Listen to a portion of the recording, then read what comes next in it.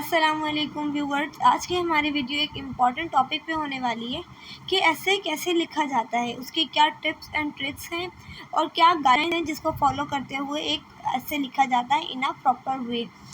अब कोई भी टीचर हमें या कोई भी कहते हैं कि आपने ऐसे लिखना है, जब तक हमें मालूम ही नहीं होगा कि ऐसे को लिखा कैसे जाता है तब तक हम बिल्कुल भी अच्छा ऐसे नहीं लिख सकते। स्टूडेंट्स कहते हैं हमने एक ऐसा लिखा था, अच्छा लिखा था, सारी बात अपने सारे मैसेज कन्वे किया था, सारे पॉइंट्स को कवर किया था, लेकिन आफ्टर दिस हमें मार्क्स नहीं मिलते ऐसे राइटिंग में।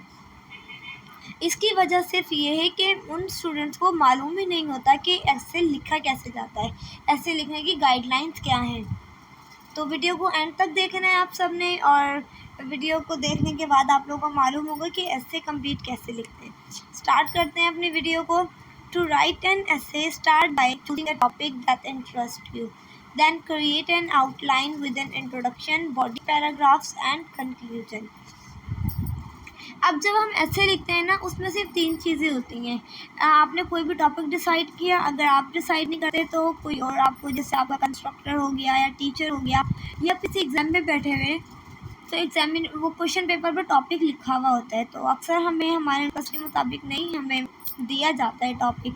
तो टॉपिक आपको मिल चुका है, उसके बाद अपने दिमाग में आउटलाइंस बनानी है। Outline you have to will be going on introduction. First paragraph आपका इंट्रोडक्शन का होगा। सेकंड पैराग्राफ में आप इसका पैराग्राफ कर सकते हैं। 3-4 पैराग्राफ्स होते हैं बॉडी पैराग्राफ। बॉडी पैराग्राफ में क्या लिखा जाता है, एंड का जो पैराग्राफ होता है वो होता है कंक्लूजन। अब इनके अंदर क्या लिखा जाता है, इन 3 पैराग्राफ में ये 3 इंपॉर्टेंट हेडिंग्स होती हैं। आपने हेडिंग डालनी नहीं होती, लेकिन ये माइंड बना के रखना होता है कि इंट्रोडक्शन में आप क्या लिख रहे हैं, बॉडी पैराग्राफ में आप क्या लिख रहे हैं, एंड कंक्लूजन में क्या लिख रहे हैं। In the introduction, provide some background information and present your thesis statement. Introduction में क्या होता है, जब भी आप इंट्रोडक्शन पैराग्राफ लिखते हैं, इंट्रोडक्शन पैराग्राफ एक पैराग्राफ होता है, उसके अंदर कोई आप मज़ीद पैराग्राफ नहीं, सिर्फ एक ही पैराग्राफ लिखें, थोड़ा डिस्क्रिप्टिव कर दें उसको, उसके अंदर टॉपिक की थोड़ी सी बैकग्राउंड हिस्ट्री डाल दें और आपकी क्या आर्गूमेंट्स हैं, क्या चीज़ है जिसके ऊपर क्या इंपॉर्टेंस है आपके ऐसे की, वो वाली स्टेटमेंट आपने डालनी है। और व्हाट इज़ थीसिस स्टेटमेंट मैं आपको ये बताऊँगी नेक्स्ट स्लाइड के अंदर अपनी। ठीक, इंट्रोडक्शन में क्या लिखना है, आपने अपने टॉपिक को सिर्फ इंट्रोड्यूस करवाना है और उसकी थोड़ी सी बैकग्राउंड हिस्ट्री को डालना है। अब बॉडी पैराग्राफ ये होते हैं, in the body paragraph support your thesis with evidence and examples.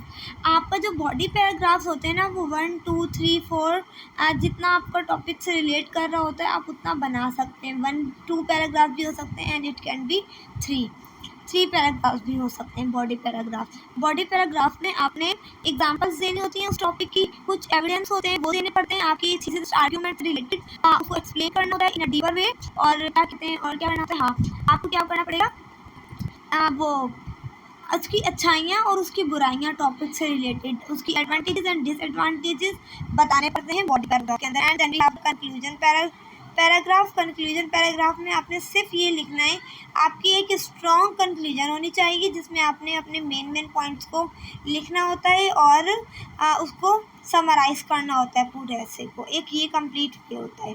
और जब आप ऐसे लिख लें तो don't forget to revise and edit your essay for clarity and coherence. अपने ऐसे को एक बार पढ़ें और देखें इसमें क्या चीज़ है क्या नहीं।